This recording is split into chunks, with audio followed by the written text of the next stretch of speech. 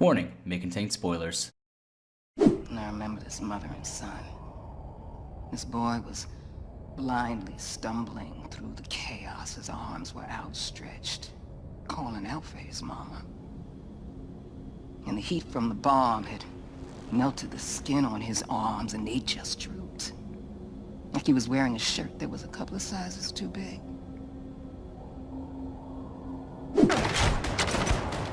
Howdy everyone, and welcome to another installment in our Tapping the Keg series. In this series, we'll give you a first taste of a game and offer our thoughts and personal opinions of that game. This episode will feature Wolfenstein II: The New Colossus. Enjoy.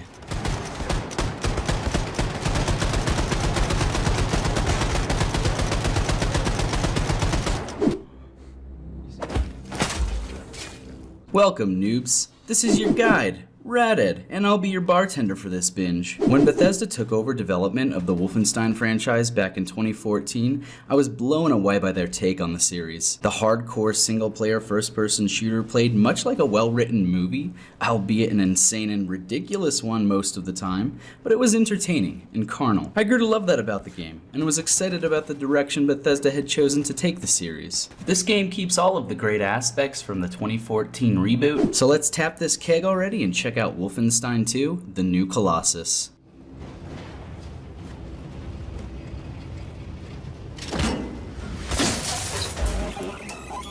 Our first drink of the night is Tech Specs and Port Bugs. The New Colossus released on PS4, Xbox, and PC, and will have a Switch release in 2018. I got the game for 50% off on a Steam sale amid mixed reviews, and I opted not to read those reviews so as not to cloud my judgment of the game. But after I beat the game, I did check them out. The PC port was definitely buggy at launch, crashing for many people and not booting for others. Then there were other issues like what I had, where I couldn't record the game using OBS and instead had to use NVIDIA GeForce Experience to gather all of the footage you're watching right now. They are definitely fixing the PC issues, but it definitely was a blocker for some players. Once you get past the launch port bugs, the game is actually a very well optimized game. I was able to play the game on Uber graphics settings at 1080p on my 970, and I had little to no frame drops while playing. Overall, so long as the game runs, it's going to run well for you. I am definitely docking some points for the launch bugs though. Sorry, Bethesda.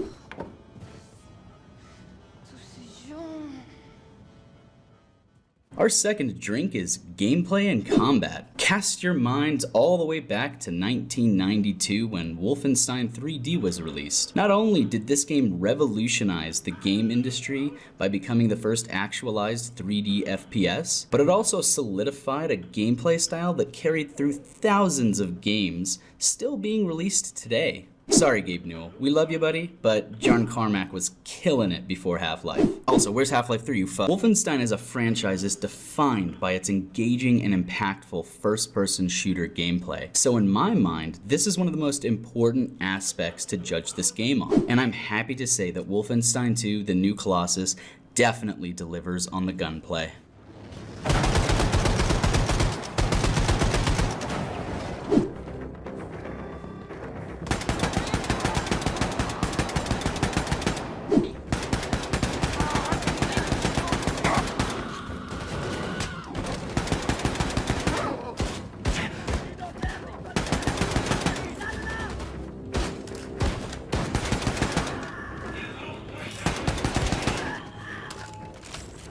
Running and gunning, killing Nazis, and being a ridiculous badass named William J. Blazkowicz? Yep, this is a Wolfenstein game, though it definitely wasn't without its faults. The Wolfenstein reboot had some pretty memorable boss fights, but that's something that Bethesda seems to have cut from Wolfenstein 2 for whatever reason. There was no real boss fight in the game, and while that didn't make the game unenjoyable, I definitely did miss those crazy action set pieces. There are also less guns to choose from, though I didn't mind that too much. You also seem to die a lot easier in the New Colossus compared to the New Order, and all that served to do was make combat less enjoyable at times and force you to use stealth mechanics more. I would have liked to be able to play more levels as Rambo Man, but that option definitely wasn't there as much as I would have liked it to be. Even with all of the issues I had with combat in Wolfenstein 2, I don't want you to think it wasn't fun, as I felt combat was one of the stronger aspects of the game.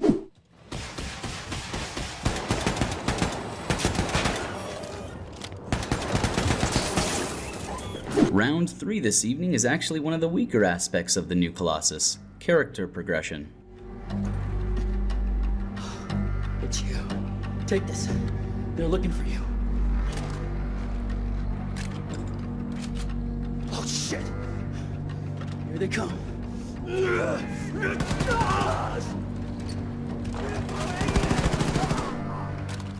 In Wolfenstein II, Bethesda seemed as if they couldn't make up their mind about how they wanted players to actually play through their game. Your character's progression actually starts out very strong, as you started out in a wheelchair and then obtained a power suit. You had a certain amount of life and certain tools at your disposal to make it through levels. Then about halfway through the game, they actually changed the core gameplay mechanics. While I found the new mechanics fun, I couldn't understand why they were changing how I was supposed to play the game so far into learning it. Their decision made sense from a narrative perspective, sure, and I'm definitely not about to spoil that for you as it's so juicy, fun, and ridiculous, but from a character progression standpoint, it was just really weird. Either way, I ended up having fun with the mechanics, so I guess it's not a huge drain on the game. Gun.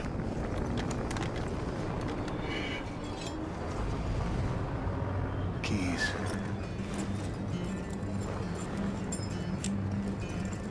Run. Drink 4 is the story and characters, and man is this a strong aspect of the game. The new Colossus picks up directly after the events of the New Order, which the game very graciously gave you a recap of at the beginning. Blazkowicz and company are still in a rebellion against their new Nazi overlords, and of course they need you to go be a psychotic murder billy for them once again. Which, of course you do, because this is Wolfenstein and that's why you're here. The character development and interactions are just as engaging as in the Wolfenstein reboot, if not more so, given the technology and animation innovations of the past few years. I found myself really getting into the characters and story arcs as I played through the new Colossus. Even the new characters introduced in the game were memorable and impactful. While I definitely enjoyed the story of Wolfenstein II and will be sticking around for the DLCs to learn more about the lore, there were definitely a few parts of the story that either didn't make sense, were confusing, or were just hard to follow. However, for every flaw I could pick in the story arc, there were 10 or more well-written and memorable elements of the story and characters. I was never left wanting when it came to the writing of this game, and when I finally did finish the game, I absolutely loved how Bethesda chose to end it. I definitely won't spoil it for you here though.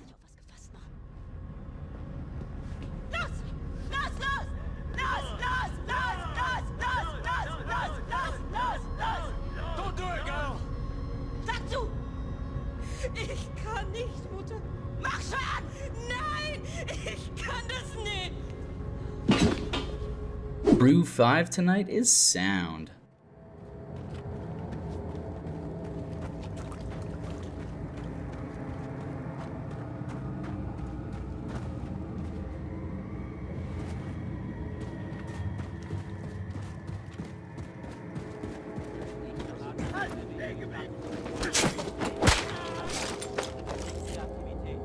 I love covering sound in games, as it's one of those art pieces that's really easy to overlook and often one of the most impactful elements of the mediums it's used in. The gun sounds, the music, the tempo of that music, the quality and passion of the voice acting. All of these elements and so many more are areas that if a game didn't do well, you would definitely notice. But usually when it's done well, it's easy to ignore. The new Colossus did a fantastic job with their sound, and in particular the quality of their voice acting was top notch. The actors and actresses should be proud of the job that they did here, as they really brought passion to Wolfenstein II.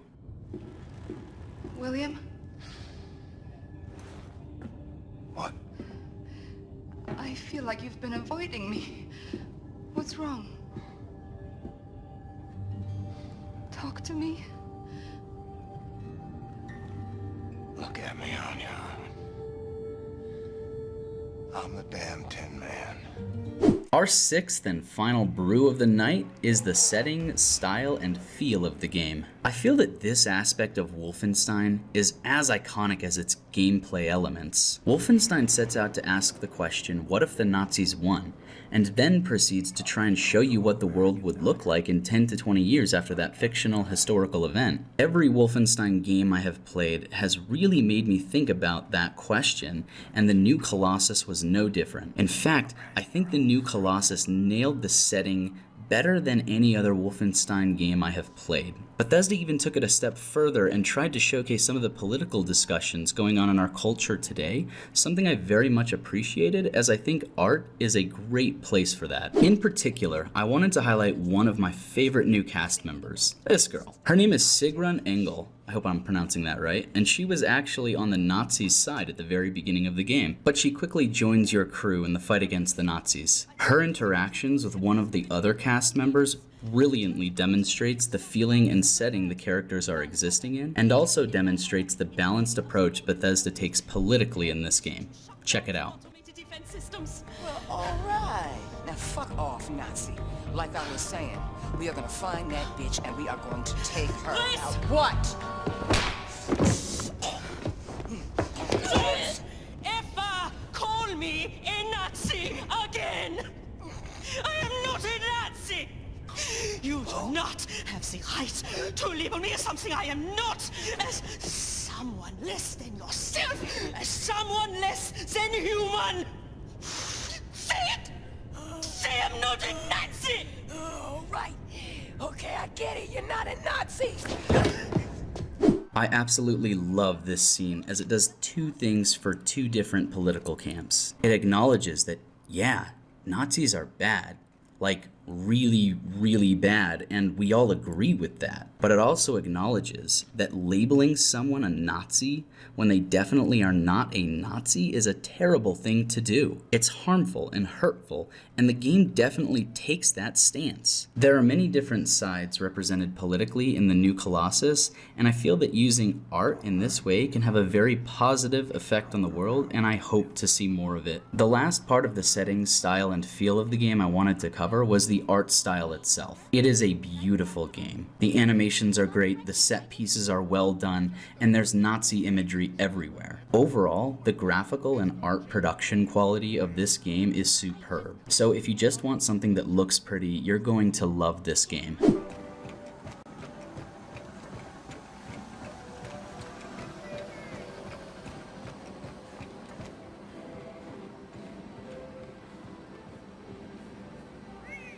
Wolfenstein II: The New Colossus is a hardcore first-person shooter which delivers engaging and impactful gunplay, while at the same time presenting a movie-like experience with fantastic characters, plot points, and comedic writing. I highly recommend this game to any gamer who enjoys first-person shooters, is okay with cutscenes that are a bit longer than your standard FPS, and who enjoys a great story along with their murder-billy action. I give this game 4 out of 6 beers and 1 shot of whatever schnapps you want. This game did lose some points for the tech issues, but it's a good game, so take the shot, don't complain, and go Rambo some Nazis.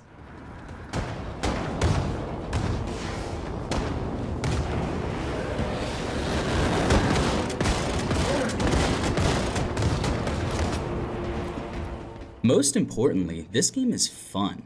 And that's really the most valuable review I can give this game for you. It's not often I get as engaged with a game as I did with all of Bethesda's Wolfensteins. I don't know if it's the balanced approach they take to the subject of Nazis, the ridiculous plots and story, or the good old-fashioned Wolfenstein murder-billy action. Either way, I loved the game, and I think it's well worth the sticker price this Christmas. On that note, Merry Christmas, Happy Holidays, and a Happy New Year to you. This is Ratted, signing out.